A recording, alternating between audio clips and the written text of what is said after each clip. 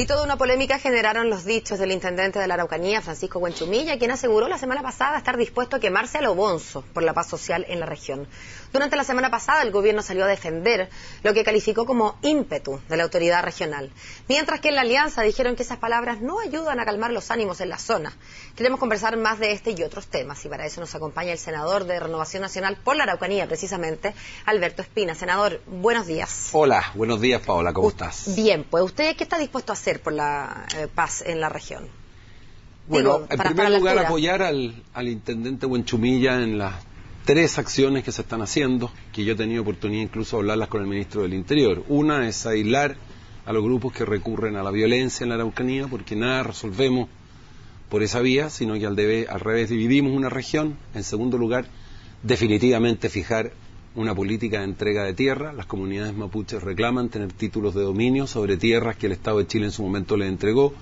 Sobre esas mismas tierras, el Estado de Chile le entregó títulos a colonos que ya llevan más de 100 años haciendo producir las tierras, y por lo tanto hay una deuda del Estado de Chile. Hay que fijar cuántas son las tierras definitivamente, no deben ser más de 60, 70 mil hectáreas. Entonces encuentro increíble que por 70 mil hectáreas no seamos capaces de llegar a un entendimiento y un acuerdo respetando... ¿Pero qué se hace, senador, en esas 70.000 hectáreas, cuando hay títulos traslapados, digamos? Cuando a mí me dieron esto hace 100 años... Lo que se hace es que a las comunidades mapuches se les entrega tierras de calidad equivalente a aquellas que el Estado de Chile en su oportunidad debió entregarles. ¿Y por qué no a los colonos se les entregan tierras de la calidad? Es que los colonos tienen las tierras hoy día, las están explotando y trabajando hoy día. Por eso se podrían quitar y dar a los mapuches que tienen un título anterior, por ejemplo. Si no es una buena solución, salvo que una comunero mapuche, que un agricultor quisiera vender su tierra, porque son campos que han hecho un gran aporte en materia de productividad, que incluso tienen muchos de sus propios trabajadores son mapuches.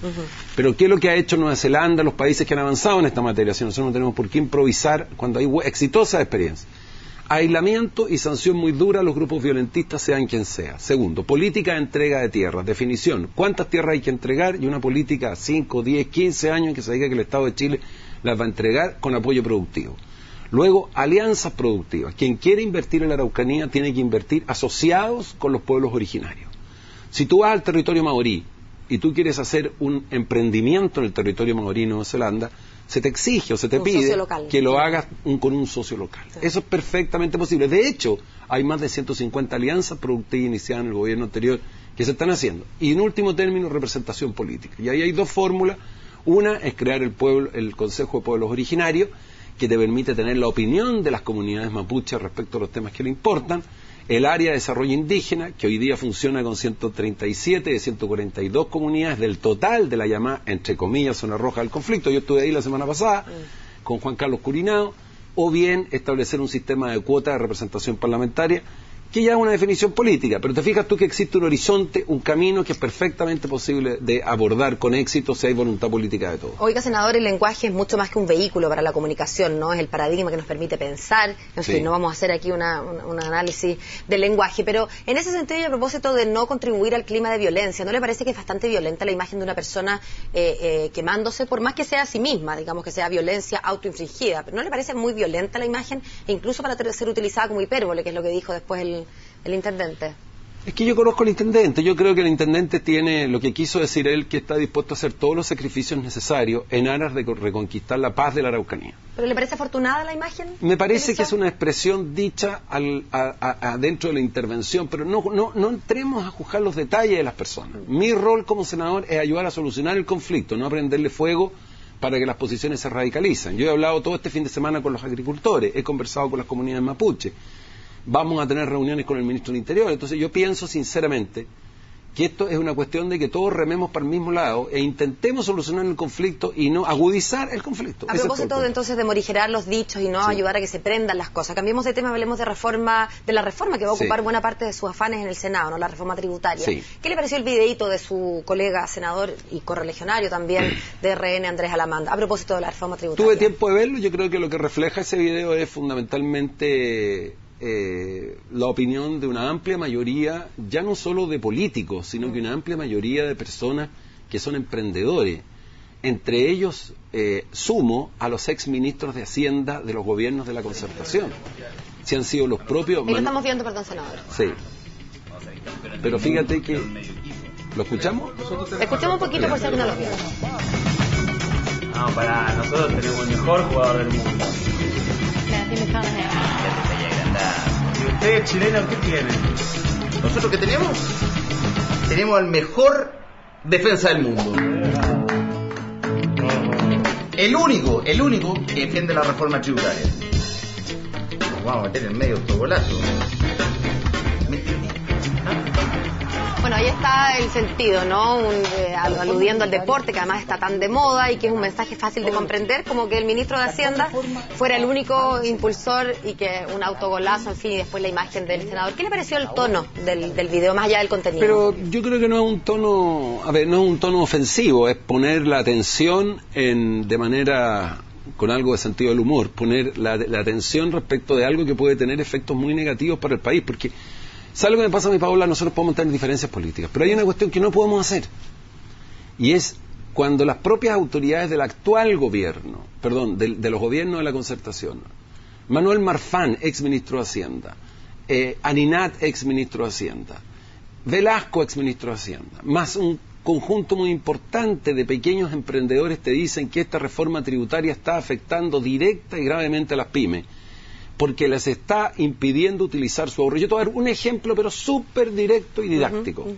Hoy día en Chile, las empresas que venden menos de 220 millones de pesos al mes no pagan impuesto de primera categoría si reinvierten todas sus utilidades. Es decir, no pagan ni siquiera el 20%, sino simplemente todo lo que ahorren las panaderías, las cadenas pequeñas de supermercado, las personas que tienen locales de reparación de artefactos eléctricos, que son miles en Chile.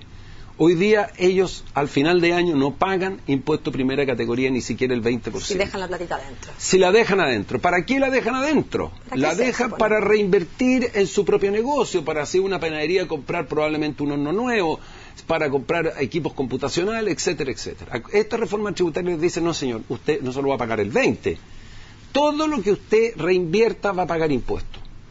¿Y qué va a hacer esa pequeña empresa? Va a tener que ir naturalmente a un banco a pedirle crédito porque se le va a haber quitado parte de la plata de los impuestos. Entonces, no tiene sentido común la reforma.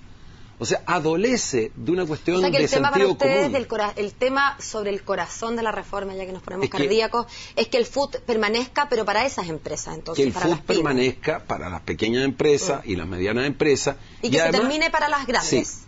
Es un tema que nosotros estamos dispuestos a profundizarlo y conversarlo y buscarle otro incentivo a las grandes empresas. Pero los sine qua non es que se quite para las chicas. Sí, porque además, además tiene otra cosa final.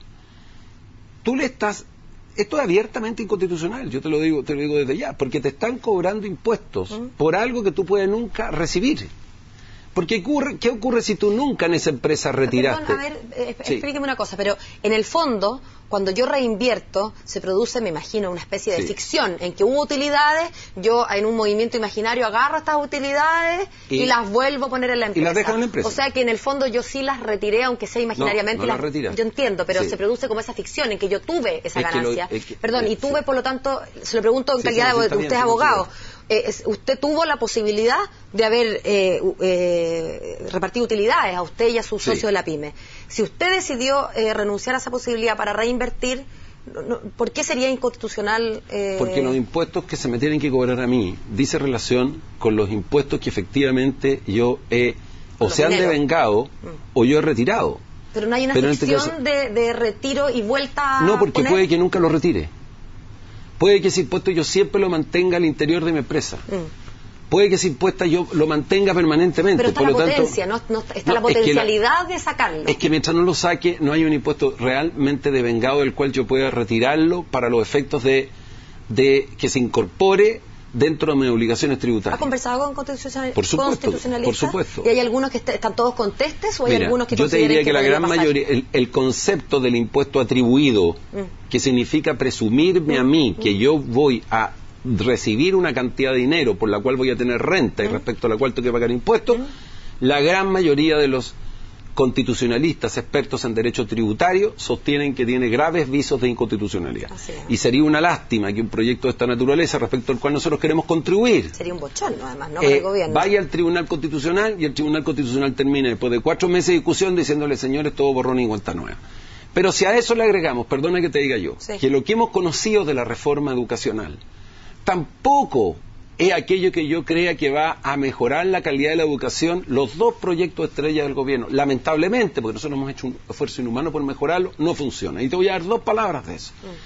Respecto a la reforma, vamos al fondo de la reforma educacional. Fíjate que lo que se está diciendo hoy día es que aquella educación particular subvencionada con fines de lucro, o sea que tienen legítima ganancia, se tienen que terminar y transformarse o en fundaciones o venderle en $3.000 millones su infraestructura al Estado. Pero ¿cuál es el tema de fondo? El tema de fondo es que el 70% de esos colegios particulares subvencionados con fines de lucro, el 70%, Paola, 70% pertenecen a un profesor que tiene uno o dos profesores que tienen no más de 350 alumnos y que no están en red, no es un conjunto de colegios.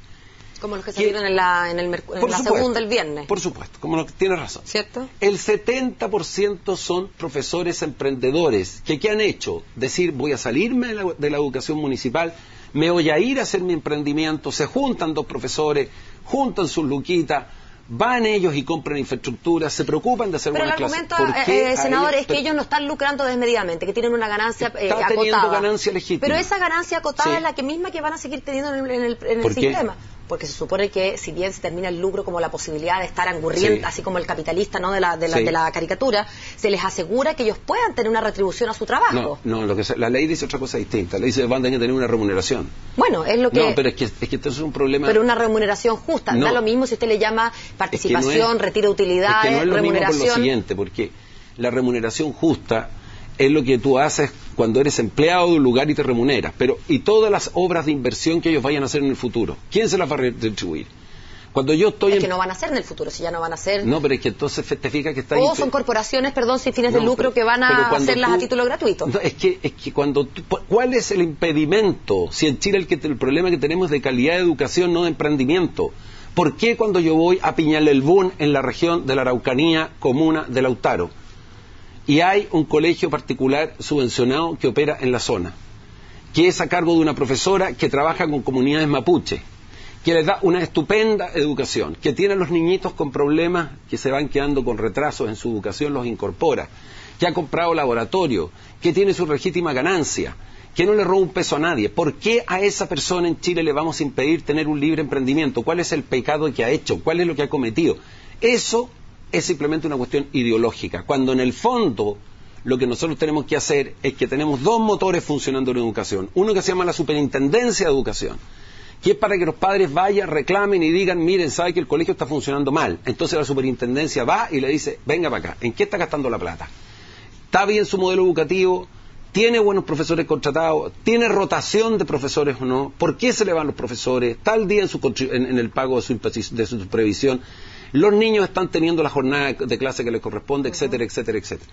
Y si el colegio le va mal, tenemos otro instrumento, que es la Agencia de Calidad de la Educación, donde toman al colegio ya no solo para ver irregularidades. Todo esto existe hoy día. Lo que pasa es que hay que ponerlo en marcha con ganas, con vocación. Y se le dice, dígame una cosa, ¿por qué este colegio está mal? A ver, ¿en qué se nos están quedando los niños atrasados? ¿Cuál es el problema? Entonces, los dos motores de la educación no se están usando. Estamos con la educación particular subvencionada con fines de lucro, que al final es la legítima ganancia, injustificadamente impedida, se va a impedir hacia el futuro. Se va a botar $3.000 millones. $3.000 millones en comprar infraestructura educacional que no tiene ni una justificación en nuestro país. Y a eso agréguele que además se va a terminar con la selección, de tal manera que los buenos alumnos no puedan siquiera ser seleccionados. Y se nos hubiera encantado la de selección, pero se nos va a terminar también el tiempo. Así que muchas gracias por acompañarnos, senador. Buen día. Listo, que te vaya muy bien, gracias.